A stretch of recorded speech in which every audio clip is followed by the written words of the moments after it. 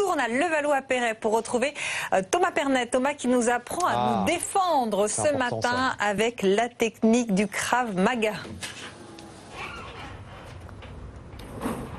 Tout à fait, et qui vous apprend aussi le Krav Maga et notamment son instructeur à avoir les petits trucs, les petits conseils, la bonne posture. Regardez par exemple, si je mets ma capuche avec les écouteurs, la musique à fond, bloquée sur mon iPhone, eh bien je suis, selon Emmanuel Ayache, qui est enseignant international, je suis dans une mauvaise posture. Pourquoi, Emmanuel?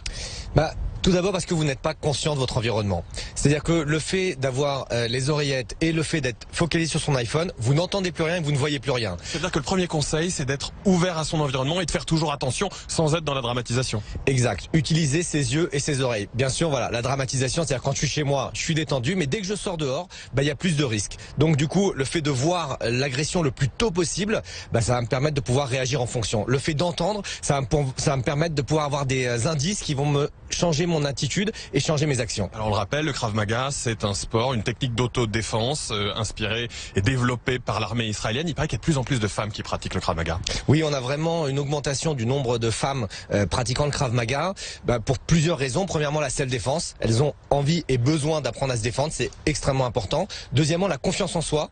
Et donc quand on change notre confiance en soi, ça change notre attitude et ça fait qu'on est moins une victime dans la rue. Et la troisième chose, c'est aussi le sport, puisque c'est assez physique, donc c'est une activité utile.